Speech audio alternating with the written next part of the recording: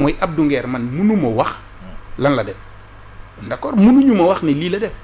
ba pare bu dee ci vidéo la mais flagrant délit la war a dem loolu la ñu juriste yi wax ñu yóbbu ko instruction pour faire quoi et c'est le moment de lui rendre hommage man seeti naa ko personnellement pour voir un peu nan nga ko fekkee foofu. et je l'ai trouvé un homme très serein et puis après qu'il me donne un message en disant il est vrai que Pastef xañ nañu ma liberté waaye man xañ naa leen crédibilité nii la ma ko waxee Samba waxal ma leen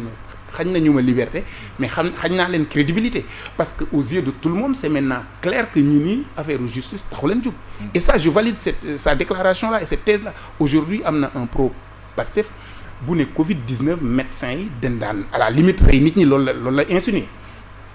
alors kooku dañ ko yóbbu flagrant délit après jugé ko defal ko sursis c'est pas le fait que mu ñibbi mooy problème ñun bëgguñu nit tëdd kaso mais le deux poids deux mesures or exactement or ki ne médecins yi dañu rey nit xam nga loolu lan lay indi une réticence à la vaccination ren man am naa ay xale yuy jàng ci benn école gis naa parents yu bañ vaccination et loolu li koy nourrir bokk na ci théorie yooyu nit ñi di wax sans aucune base yow sax amoo qualification bi pour wax ci vaccin bi nangam mais yow yaa moom moo ko wax et puis ñu defal ko flagrant délit kii dafa saaga ñëpp ñu defal ko flagrant délit jox ko liberté provisoire Azoura lay wax ñu ne dafa dof loolu la ñuy wax procureur nee na document buñ ko defal gëmu ko c'est pas sincère dans un pays normal bu fekkee ne on prétend médecin bi def na du faux et médecin bi on l'a présenté dans la presse comme étant un membre de Pastef kooku noonu lan moo waroon nekk suite bi ku ñu wax ne dossier médical bi mu defar c'est pas sincère voilà des situations qui méritent d'être prises en charge mais kii wane ne en réalité il y a toujours làq doom dóor doom. da ngay yaakaar li fi nekkoon moo fi nekk ba tey. en pire oui en pire parce que APR ak loo leen doon mun a kaasal daawuñu woon saaga nit ñi en tout cas c'était pas leur marqueur du woon li nga xam ne moom lañ leen di identifier nit nangu woon nañ le débat contradictoire le truc mais ñii dañ jàpp ne seen yëf la kenn waru ci wax exemple bi may joxe mooy Pape Malick Ndour que je salue au passage on a fait la fac 4 ans ensemble pourtant bokkuñu bord politique on a toujours eu des positions différentes extra je l'ai entendu mu ni moo ngi demander rapport d'exécution budgétaire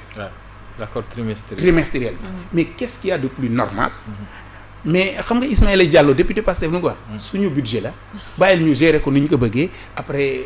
askan bi dina arbitre mais vous imaginez un peu quand quelqu'un nekk ci état d'esprit suñu yëf la fàtte na ne budget bi c'est pour le Sénégal mais loolu même les Pastefiens l'ont recadré un peu j'ai dit quoi qu'il en soit c'est-à-dire que le fait que mu nekk état d'esprit boobu noonu c'est révélateur pour ki nga xam ne mooy député di voter les lois au nom du peuple qui réagit comme ça oui balaa ñu koy il a vu le tollé après gars yi évidemment ils vont faire comme ni nga gis directeur u RTS def fan yéene quand ils ont senti que Abdou Nguer yaa loolu lan la lay def en fait un peu que Pape Alé Niang donne cette opinion là tout le monde sait de quel camp il appartient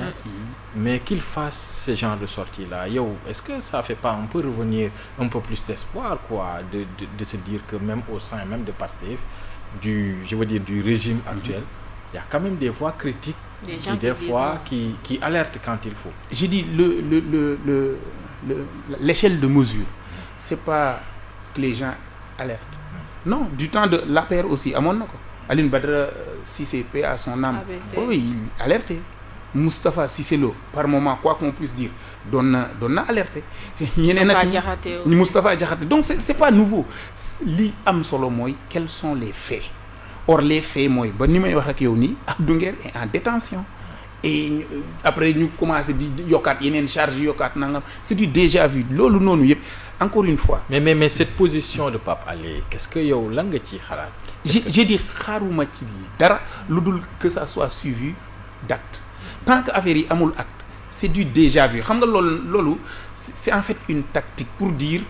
parfois vous voyez même on essaye d'être critique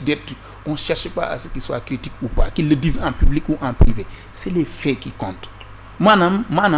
mu tëju wax kook ñoom te mu doon jëf sax moo ëpp mu génn nii di ko wax pour wane ne maa ngi truc parce que nit aussi day am conscience da ngay am looy wax à un moment donné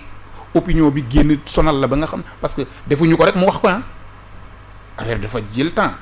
ñu perdre bataille opinion bi xam ne amatul dara lu ñu teg ci table bi avec feewu Azoura bi feewu ak l'autre la Niang et cetera affaire donc ils sont obligés de donner un semblant d'honnêteté loolu c'est connu dans la stratégie commerciale maanaam damay jaay sangara mais nag attention abus dangereux dañ koy wax ci cigarette yeeg yooyu c'est pas un abus c'est l'usage qui est dangereux mais on dit abus pour atténuer et donner un semblant d'honnêteté c'est une stratégie commerciale madame marketing la def spécialisation par ailleurs donc c'est des choses qui sont connues